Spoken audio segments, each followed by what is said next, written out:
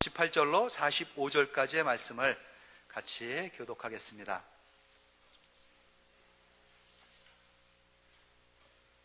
창세기 41장 38절로 45절까지의 말씀입니다.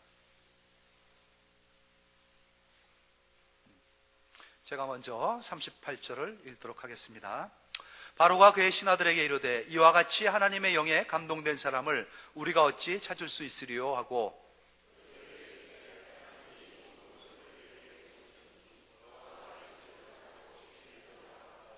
너는 내 집을 다스리라. 내 백성이 다 내 명령에 복종하리니 내가 너보다 높은 것은 내 왕자뿐이니라.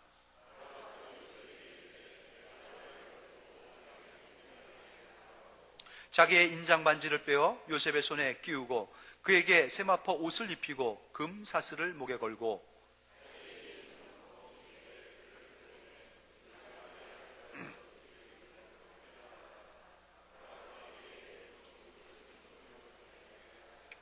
바로가 요셉에게 이르되 나는 바로라. 애굽 온 땅에서 네 허락 없이는 수족을 놀릴 자가 없으리라 하고, 그가 요셉의 이름을 사브납 바네아라 하고 또 온의 제사장 보디베라의 딸 아스낫을 그에게 주어 아내로 삼기 아니라 요셉이 나가 애굽 온 땅을 순찰하니라. 아멘. 오늘은 본문을 중심으로 성공자의 숨겨진 비밀을 한번 찾아보도록 하겠습니다. 누가 성공자고 그의 성공의 비밀은 무엇인가? 그래서 여러분들 인생의 성공자가 되시기를 소망합니다. 1년은 365일이죠. 330일 어떻게들 쓰셨는지요? 2012년 시작하면서 하나님께서 허락하셨던 365일이라는 그 날들, 벌써 330일이 지났습니다. 11월의 마지막 주일이고요. 이제 다음 주부터는 12월, 오늘부터 해가지고 35일 정도만 남았습니다. 성공했습니까, 여러분들? 행복했습니까? 만족하셨나요? 그럴 때도 있었고 저럴 때도 있었고, 지금은 어떠십니까, 여러분들? 혹 하나님 너무 감격스럽습니다. 너무 감동스럽고요, 은혜가 충만합니다. 그냥 감사할 뿐입니다. 그러한 고백이 여러분 마음 가운데서 솟구쳐 나오고 있습니까? 그냥 여전한 그 불행한 모습으로, 우울한 표정으로, 슬픈 마음을 가지고 나는 실패자입니다. 나는 패배자입니다. 나의 삶은 불행의 연속이었고 지금도 마찬가지입니다. 그러한 사망과 같은 그늘에 눌린 그러한 마음들, 그러한 심령들 혹 자리에 계시지는 않는지요? 사람들이 근데 불행하다 하면은, 실패했다 하면은 그 원인, 그 이유를 항상 외부에서 찾기를 좋아합니다. 자기가 실패했기 때문에 그렇겠죠. 그럼 나는 성공하기를 원했는데 실패했으니까 뭔가 외부적인 요인, 누군가에게 문제가 있을 것이다 하고 탓을 합니다. 탓. 제일 좋은 타깃은 누구죠? 부모죠. 그래서 불행한 사람들, 실패한 사람들은 전부 부모 탓하기를 좋아합니다. 우리 부모 너무 가난해서, 우리 부모 너무 무능해서, 너무 몰라서, 엄마 때문에, 아버지 때문에, 또 그 정도밖에 유전자가 안 되니까 내게 물려줄 게 뭐가 있겠어. 이 찢어진 눈, 이 뭉툭한 코, 삐죽한 턱, 다 부모가 물려준 거 아니겠어? 부모 탓 잘합니다. 또 부모님들은 어느새 입에 붙었어요. 네 탓이다. 자식한테 탓하기를 또 좋아합니다. 그렇게 쏟아부었건만, 다 주었건만, 그렇게 사랑했건만 겨우 네가 이렇게 지금 나에게 보상을 바라듯이 탓을 합니다. 배우자끼리도 서로 그렇습니다. 멀리서 이북 넘어서 원수 찾을 거 없다. 바로 옆에 있는 게 원수다. 무슨 이러한 사람을 만나가지고 철천지의 원수가 돼가지고 당신 때문이다. 무슨 나 때문이냐, 너 때문이지. 서로 공방하면서 눈에 보이는 가족이 없을 때에는 이제 보이지 않는 조상도 탓합니다. 손자들을 탓하고 몇 자리를 잘못 썼다. 동으로 머리가 가야 되는데 서로 갔다. 양지가 있어야 되는데 음지다. 뭐 탓합니다. 그것도 모자라면 이제 환경 탓하고 시대를 탓합니다. 정치를 잘못했기 때문에, 나라가 이렇기 때문에, 저렇기 때문에 모든 원인들을 다 바깥에 탓해요. 그래서 눈에 보이고 손에 잡히는 게 없으면 이제 운명도 탓합니다. 내가 이 빌어 먹을 운명 때문에, 타고났기 때문에 끝도 없습니다. 그런데 성공한 사람들을 보면요, 늘 자기한테 맞춥니다. 내게 어떠한 문제가 있었나? 내가 무엇이 잘못됐는가? 그리고 늘 책임을 자기한테 지웁니다. 자기 행위에 대해서, 자기 삶에 대해서 스스로 선택했을 뿐더러 그거에 대한 책임도 내가 질라 하는 것이죠. 그리고 문제가 있을 때, 원인이 있을 때 그 원인의 해결점을 자기 안에서 늘 추구해 나가는 겁니다. 성공한 사람들, 이렇게 해서 성공한다라고 말은 할 수 없지만은 성공한 사람들의 모습을 보면은 은근히 공통점이 있습니다. 어느 사회학자가 평생을 걸려가지고 그것을 연구한 사람이 있어요. 스티븐 코비라는 사람인데 얼마 전에 아주 오래 살다가 죽으셨죠.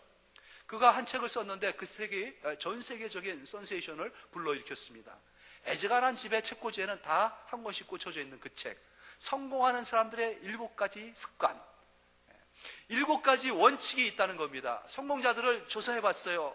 연구해봤습니다. 그랬더니만 나는 이런 게 있습니다 라고 말은 안 했는데 그들을 살펴보니 그러한 공통점을 다 갖고 있다라는 것을 발견한 것이죠. 그래서 많은 사람들이 그 7가지를 원칙 삼고 습관들이면 나도 성공하겠다 싶어서 책들을 많이 사봤죠. 사기는 샀는데, 보기는 봤는데 그렇게 습관들이기가 쉽지 않았던 것입니다. 그가 밝혀낸 세상에 성공한 사람들의 7가지 원칙은 뭐였냐? 주도적이었다는 겁니다. 그렇죠. 성공한 사람들 보면 주도적입니다. 자기가 능동적으로 자기의 일에 대처해 나갑니다. 그리고 선택합니다. 집중합니다. 책임집니다. 이게 성공자의 모습이라는 것입니다. 그리고 그들의 모습을 볼 때는 항상 목표지향적입니다. 그냥 분주하게 이것저것 막 닥치는 대로 하지 않습니다. 딱 목표를 세우고 그 목표를 향해서 전력 질주해 나가는 것이죠. 그러니까 세 번째, 그들은 우선순위가 무엇인지를 압니다. 선택해야 할 것, 집중해야 할 것, 그것이 무엇인지 아는데 중요한 것부터 처리하는 사람들입니다. 급한 거에 연연하지 않습니다. 급하지만은 중요한 거, 목표를 달성하기 위한 그거에 더 관심을 가지고 집중을 하죠. 그리고 그들은 반드시 나 혼자만 챙기지 않습니다. 내가 이 부서에서, 이 직장에서, 또 이 학교에서 내가 혼자 승리해야지 그러지 아니하고 그는 늘 더불어 승리하는 그 길을 찾습니다. 윈윈 전략이죠. 당신이 살아야 나도 산다는 것을 알고 있는 사람들입니다. 그래서 배려를 합니다. 양보를 하고요. 그런 게 몸에 배어져 있습니다. 윈윈 해야 된다. 나 혼자만 잘 될 수는 없다. 부부도 서로 윈윈 해야 됩니다.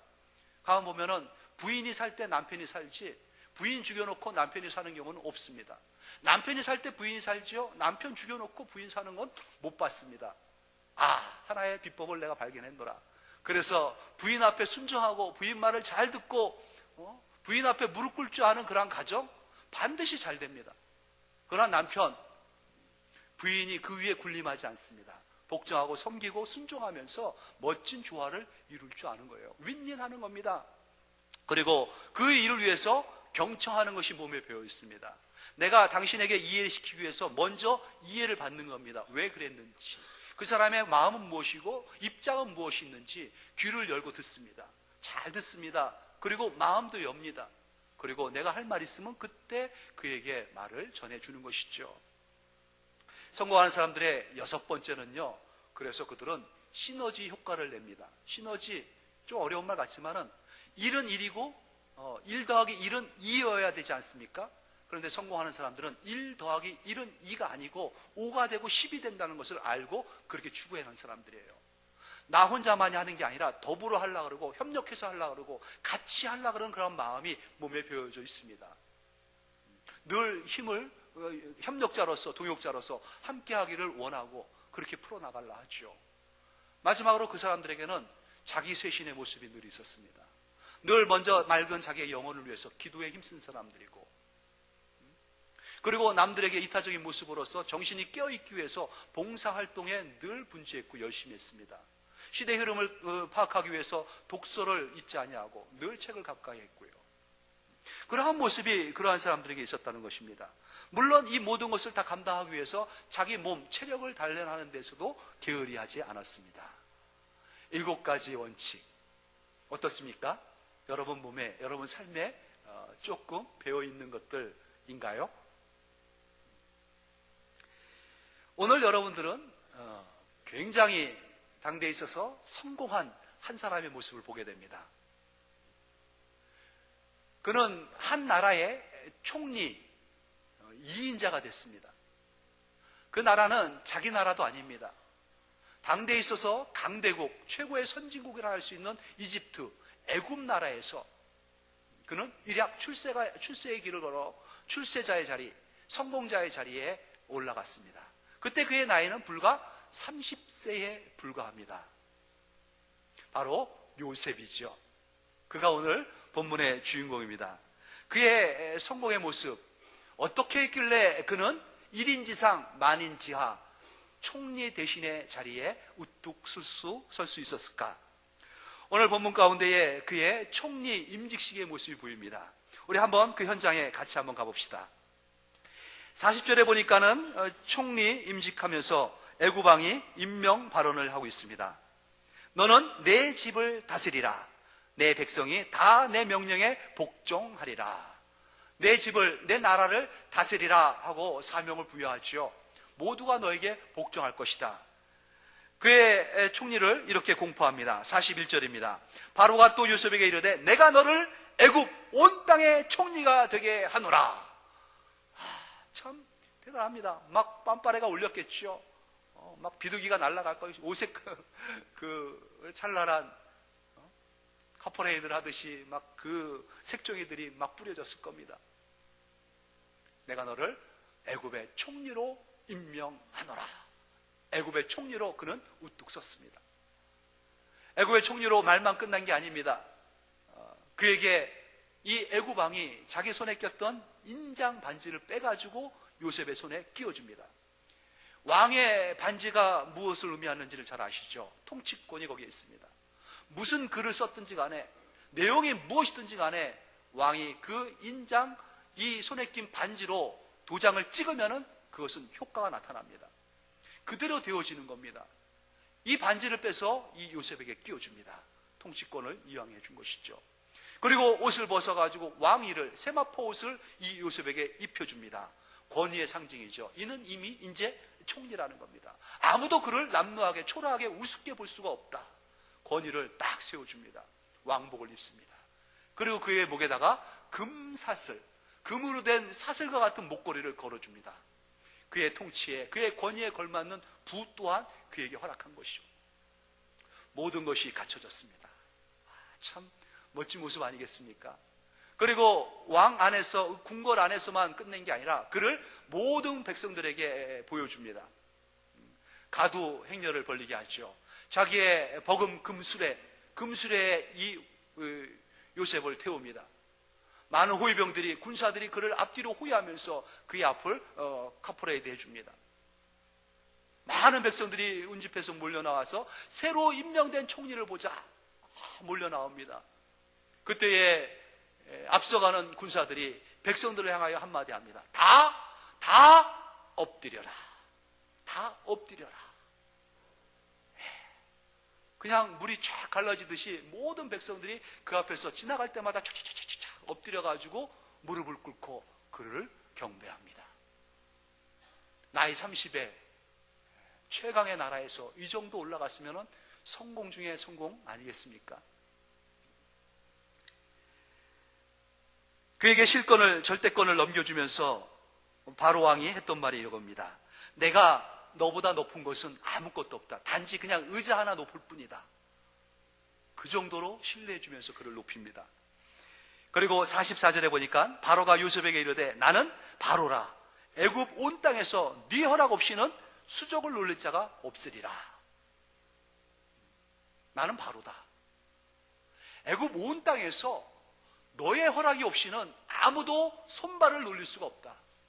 애굽 땅에 있는 백성들은요, 이제 요셉의 명령에 의해서 요셉이 말을 해야지만이 수족이 움직여지는 겁니다.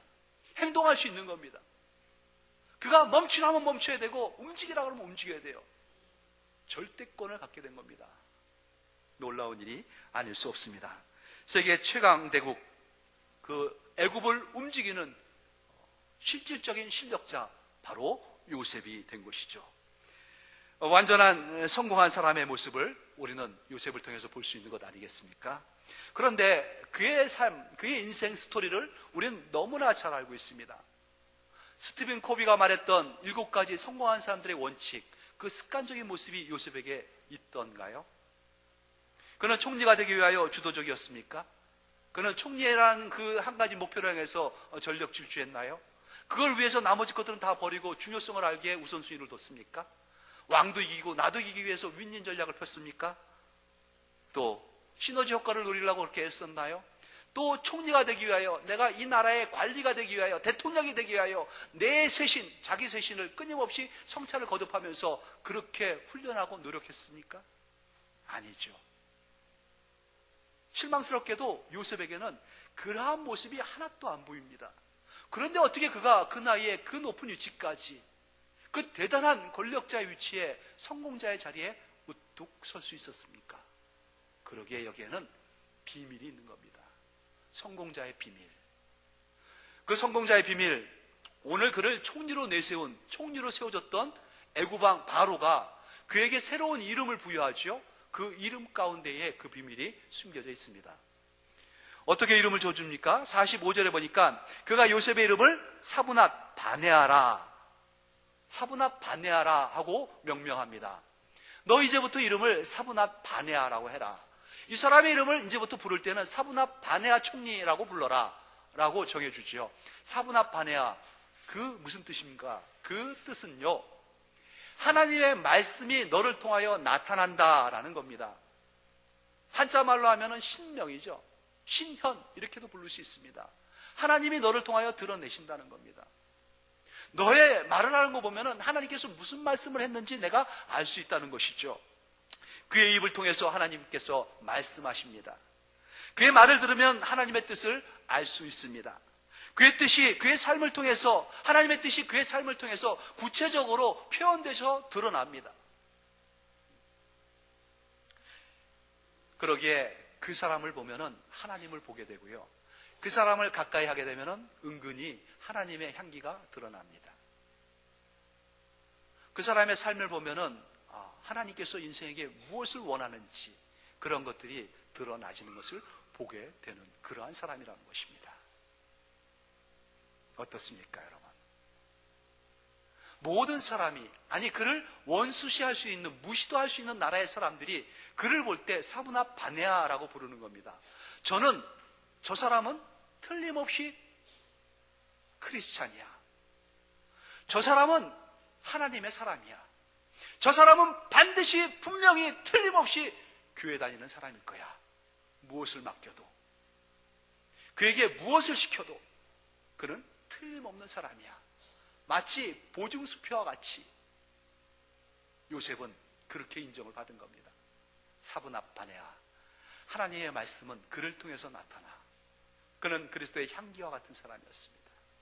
그리스도의 편지와 같은 사람이었고 그리스도의 사신과 같은 사람이었습니다. 그러한 모습이 어떻게 해서 그렇게 드러날 수 있었는지 바로가 또 이렇게 고백합니다. 38절 말씀을 우리 같이 한번 읽어볼까요? 38절입니다. 시작. 바로가 그의 신하들에게 이르되 이와 같이 하나님의 영에 감동된 사람을 우리가 어찌 찾을 수 있으리요?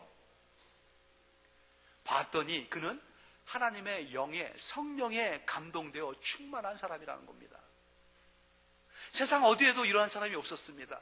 전부 이기적으로, 자기중심적으로, 자기의 출세와 야욕을 위해서 그렇게 살아가는 사람들 뿐인데 이 요셉을 보니 그렇지 않았다는 것이죠. 하나님의 영에 충만한 사람, 하나님의 성령으로 감동된 사람, 오늘날에는 많이 있습니다. 크리스찬이라는 이름으로.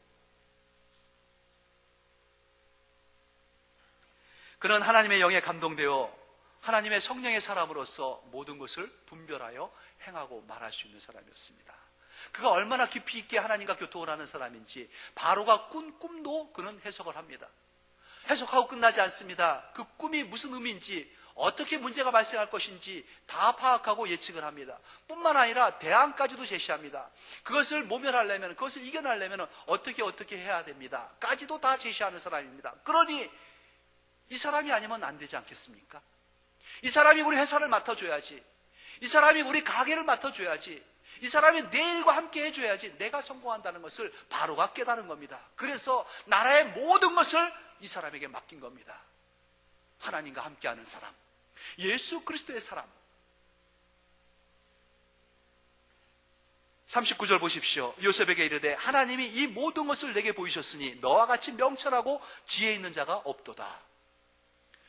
요셉과 같이 명철하고 지혜 있는 자, 빛과 소금으로서 무엇을 맡기든 뭘 하든 간에 틀림없는 사람 본 적이 없는 겁니다.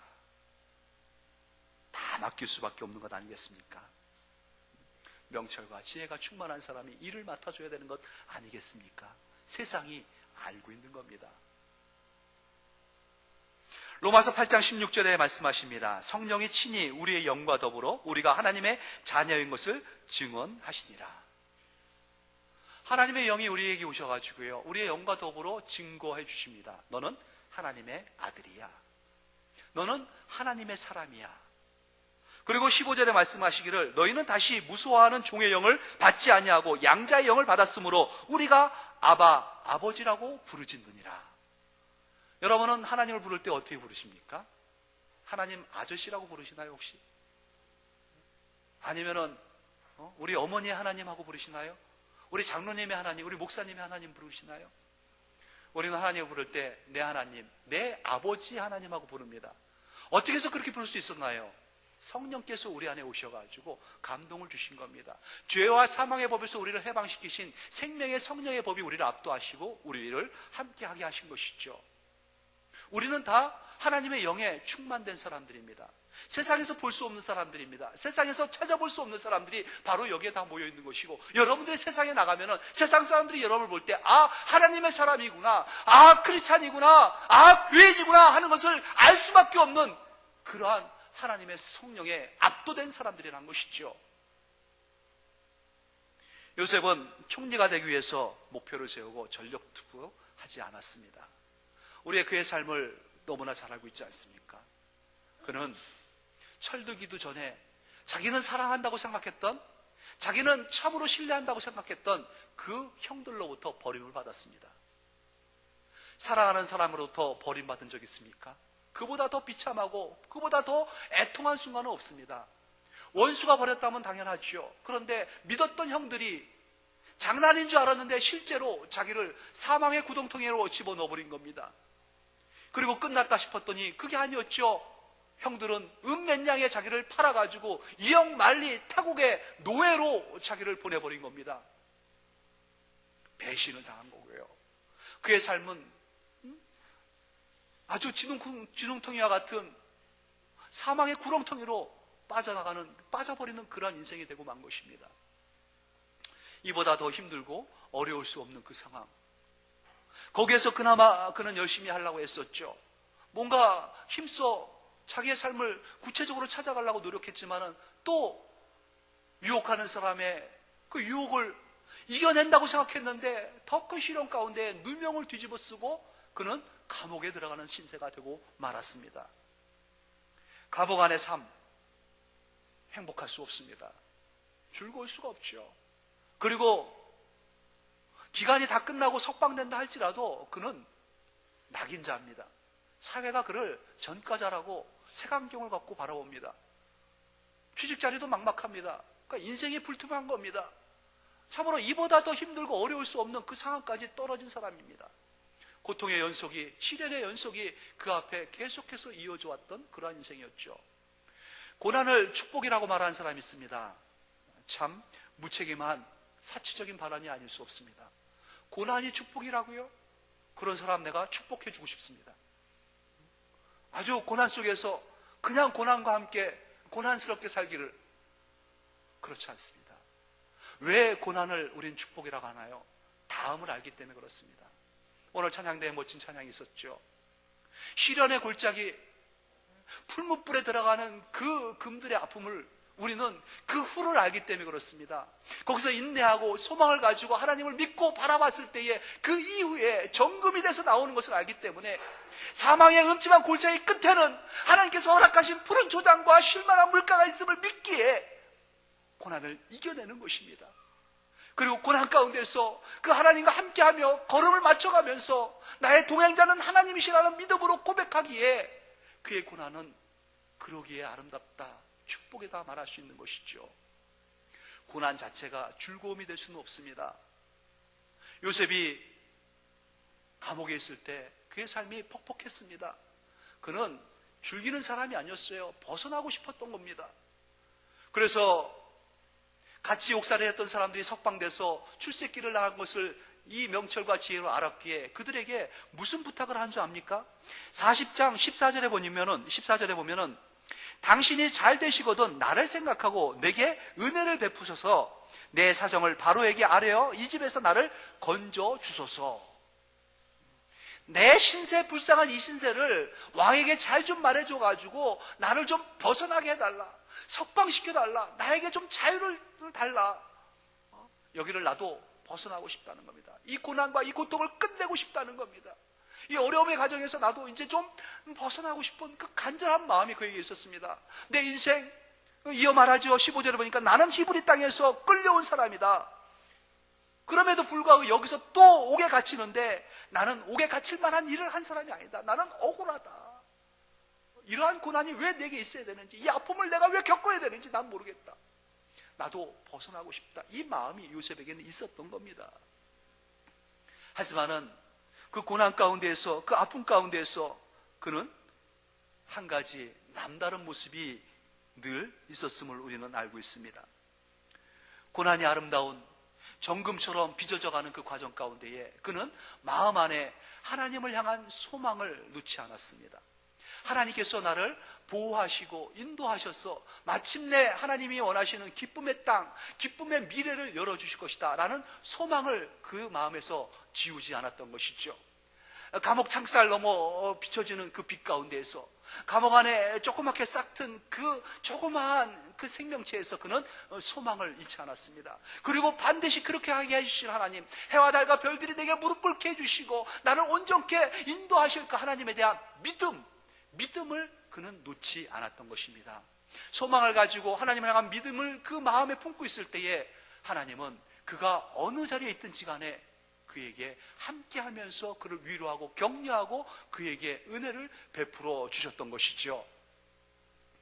그러한 모습이 어디 나옵니까? 39장 2절 말씀 보십시오. 그는 한 나라의 노예로 끌려왔습니다. 종이 되면서 종된 요셉을 바라볼 때 이러한 평가를 합니다.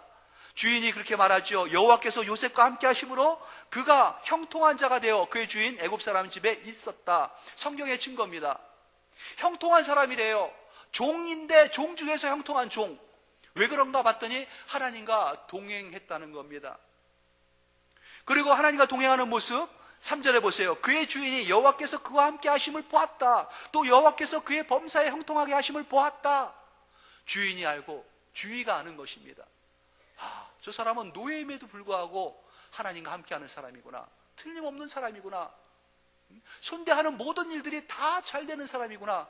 그래요. 그랬더니만은 5절 말씀 보세요. 그가 요셉에게 자기의 집과 그의 모든 소유를 주관하게 한 때부터 여호와께서 요셉을 위하여 그 애굽 사람의 집에 복을 내리심으로 여호와의 복이 그의 집과 밭에 있는 모든 소유에 미친지라. 고난 가운데서도 시련 가운데서도 하나님을 향한 소망과 믿음을 마음에서 떨치지 않은 사람, 그래서 늘 주님과 찬양하며 동행하는 사람, 주님을 향하여 기도와 그 부르짖음을 잊지 않는 사람, 하나님께서 그의 손을 붙잡고 걸어가는 것입니다. 그래서 그 사람 때문에 그 주위가 다 복을 받게 되는 거예요. 그렇다고 거기서 성공해가지고 출세했습니까? 그렇지 않습니다. 유혹 가운데 또 시련이 찾아오죠. 하나님과 동행하는데 계속 악화되고 나빠지는 겁니다. 우리가 볼 땐 그렇습니다. 그는 억울하게 누명을 쓰고 또 감옥에 갑니다. 감옥 가면 좌절하고 낭망해야 되는 것 맞지 않습니까? 어떻게 하면 내가 빠져나갈까, 풀려나갈까, 그것만 전전하면서 자기를 신세를 한탄하면서 근본적으로 나를 이렇게 만든 형들을 저주하고 원망하면서 부모를 탓하면서 환경을 탓하고 운명을 저주하면서 그렇게 살아가는 것 대부분 아니겠습니까? 근데 그 안에서의 그의 모습은 어떻습니까? 39장 21절에 보니까 여호와께서 거기서도 요셉과 함께 하시고 그에게 인자를 더하사 간수장에게 은혜를 받게 하셨다. 그곳에서도 요셉은 하나님과 함께한 사람이었습니다. 하나님을 향한 소망과 그 믿음을 놓지 아니하고 늘 하나님 앞에 무릎을 꿇고 하나님 앞에 기도하면서 이 문제를, 이 어려움을 하나님께서 분명히 풀어줄 걸로 믿고, 그리고 감사를 잃지 않았습니다. 그래도 감사합니다. 그 입술에서 찬양이 떠나지 않았던 것이죠. 23절에 보니까는 간수장이 그 모습을 보고 감동을 받고 감옥의 열쇠를 그에게 맡깁니다. 네 마음대로 하라고요. 자유권을 얻게 됩니다. 참 은혜가 아닐 수 없습니다. 하나님 앞에 세상 가운데서 성공했다고 하는 성경에서 소개하는 사람들의 모습을 보면 이러한 공통점을 갖고 있습니다. 다윗이 시련 가운데서 힘든 과정을 겪을 때가 많이 있었지만 왕이 됐을 때 자기 아들 압살롬이 자기 왕권을 차지하려고 자기를 쫓아낸 적이 있습니다. 군사를 몰고 칼을 들고 아버지를 죽이겠다고 자기 코앞에까지 다가왔습니다. 다윗은 옷도 못 입은 채 신발도 못 챙기시는 채 머리는 산발해가지고 피난길에 급히 도망갑니다. 도망갈 때 다윗은 즐거웠는지 압니까? 그애는 뭐 시의 사람이고 찬송의 사람이니까 그 가운데서도 환난 가운데서 찬양하고 기뻐했는 천만의 말씀이요. 눈물을 흘리면서 걸어갔습니다. 울면서 힘들고 어려워가지고 엉엉 울면서. 그때 엎친 데 겹쳤지요. 강 건너 사울의 친척인 시므이가 등장을 합니다. 그리고 먼지를 일으키고 돌을 던지면서 저주를 퍼붓습니다. 가거라 가거라, 피 흘린 자여 가거라, 가서 죽으라는 거죠. 저주의 저주를 퍼붓습니다. 그때 요압과 그의 군장들이 칼을 빼들고 단칼에 저 늙은이의 목을 치겠습니다. 다윗이 그때 뭐라고 했는지 여러분 기억하십니까? 하지 말라고 말립니다. 여호와께서 그에게 다윗을 저주하라 하시미니 내가 어찌 그리하였느냐, 내가 어찌 그리하였느냐 할 자가 누구겠느냐. 하나님께서 그를 그렇게 세워가지고 나를 저주하게 했다는 것입니다. 그를 저주하게 버려두라. 혹시 여호와께서 나의 원통함을 감찰하시니니 오늘 그의 저주 때문에 여호와께서 선으로 내게 갚아주시리라. 소망을 가지고 믿음을 가지고 시므이를 본 게 아니라 압살롬을 본 게 아니라 자기의 현실과 처지를 본 게 아니라 하나님을 바라본 것입니다. 하나님을 사랑하는 그 마음, 하나님을 사랑하는 자, 곧 그 뜻대로 부르심을 입은 자는 모든 것을 합력하여 하나님께서 통치하시고 주권을 행사하셔서 반드시 마침내 선을 이루어내신다. 그 믿음을 굳게 붙잡았던 것이죠. 성공한 성경적인 사람들의 숨은 비밀이 여기에 있습니다. 그들은 하나님으로 말미암아 하나님으로 인하여 하나님의 영광을 위하여 되어진다는 믿음을 놓지 않은 사람들입니다. 그러기에 그들의 삶은 늘 하나님과 동행하는 삶이었죠. 어렸을 때 태어난 지 얼마 되지 않았던 한 여자아이가 있었습니다. 그 문제가 아닌데 의료진들의 실수로 말미암아 그의 눈이 멀게 됩니다. 실명을 하고 마는 거예요. 1살도 되기 전에. 그리고 자라나기에 소녀 시절에 교회 학교를 출입하면서 하나님의 말씀을 듣기 시작합니다. 그의 삶이 얼마나 힘들고 어렵겠습니까? 한치 앞을 바라보지 못하는 그 소경의 삶. 근데 예수님이 그 안에 물밀듯이 찾아오고요, 예수님을 만납니다. 그의 마음이 기쁨으로 충만하고 성령으로 충만해가지고 새로운 세계에 눈을 뜨게 됐죠. 그 안에는 기쁨이 있습니다. 충만함이 있습니다. 하늘의 신비한 그 하나님의 그 은혜를 그는 마음에 간직하면서 살아가는 겁니다. 나는 내게 실수한, 나를 눈멀게 한 그 의료진들을 원망하지 않습니다. 아니, 이제 도리어 그들에게 감사할 뿐입니다. 이 예수님을 만나게 해주신 그들, 이 놀라운 하늘의 비밀을 나에게 알게 해주시고 찬송과 찬양이 내게 끊이지 않게 해주신 그분들, 나는 감사하게 생각합니다. 그리고 내가 내일 혹 눈이 떠진다면, 나는 떠질 수 있다 한다면 나는 거절하겠습니다. 내가 눈을 떴을 때 그것은 하늘나라이길 바라고요, 내가 눈을 떴을 때 내 눈이 떠지는 그 순간에 내가 제일 먼저 보고 싶은 얼굴은 예수님, 그분의 얼굴뿐입니다. 이러한 고백으로 살아갔던 한 여인, 그의 이름은 환희 크로스비입니다. 어두운 환경 속에서, 어두운 그 삶 속에서 빛을 발견한 그 여인의 모습, 하나님을 향한 감사, 그럼에도 불구하고 하나님을 믿고 소망하면서 이러한 은혜를 내게 주신 하나님의 그 은혜를 시로, 찬송시로 써내려갔던 그 여인, 오늘 우리가 불렀던 31장의 찬송, 또 380장의 찬송 뿐만 아니라 17장의 찬송이 우리 찬송가에 그의 작사시가 기재되어 있는 것입니다. 하나님께서는 내게 너무나 특별한 은혜를 주셨습니다. 저를 실명하는 의사들을 원망하지 않습니다. 나는 예수님의 얼굴을 제일 먼저 보기를 원할 뿐입니다. 주님을 사랑하는 그 마음, 수많은 찬송시, 6천여 가지의 찬송시가 기록되어졌습니다. 목자와 같이 우리를 이끄시는 주님을 찬양하길 바라면서 찬양하라 복되신 구세주 예수님을 그렇게 찬양을 했지요. 나의 생명 되신 주님 앞에 날마다 나아가기를 원합니다. 그러한 찬양으로 하나님 앞에 나갔습니다. 그는 세상에서 가장 아름다운 주님과 동행했던 성공하는 사람의 모습이었던 것입니다. 주님은 깊은 상처를 경험한 사람들을 위대하게 쓰십니다. 완벽하기 전에 깨어진 사람들, 높아지기 전에 낮은 곳에서 힘들어 신음하는 사람들, 왜냐하면 그 과정 가운데, 그 신음과 아픔 가운데, 그 낮은 곳에서 자기의 한계를 알고, 자기의 낮음을 알고, 하나님의 높음을 알고, 하나님의 위대함을 알고, 하나님 앞에 마음을 열고 무릎을 꿇고 하나님 도와주십시오, 주님의 손길 아니면 저는 일어날 수가 없습니다, 주님이 도와주시지 않으면 나는 아무것도 할 수 없는 그러한 사람입니다. 진심으로 자기를 알고 하나님 앞에 자기를 낮추며 겸손하게 고백하고 나갈 때에 하나님께서는 그와 동행하면서 그의 손을 붙잡고 사망의 음침한 골짜기를 동행해 주면서 막대기와 지팡이로 그를 안위해 주면서 반드시 원수의 목전에서 그에게 상을 베풀어 주시되 그에게 기름을 부어주시니 넘치도록 부어주는 인생 되게 하셔서 그 영광을 담아 놓으시고 세상 가운데에 하나님의 성령에 감동된 사람을 우리가 찾아볼 수가 없느니 너 외엔 누가 있겠느냐, 세상이 인정해 주는 사람으로 세상의 성공자로 우뚝 세우셔서 영광을 받으실 것입니다. 하나님께서 오늘 여러분과 함께 그 역사를 이루기를 원하고 계십니다. 어느 자리에 앉아 계십니까? 여러분들 주님의 손잡고 일어서십시오. 믿음 갖고 일어나십시오. 하나님을 향한 소망을 버리지 마십시오. 주님은 이미 성공자이고요, 여러분들은 이미 그 성공하신 주님과 함께하는 동행자들이기에 이 땅에 성공한 사람들입니다. 성공한 비밀을 간직한 여러분들, 성공자의 모습으로 걸어가며 하나님의 영광을 드러내시기를 축원합니다.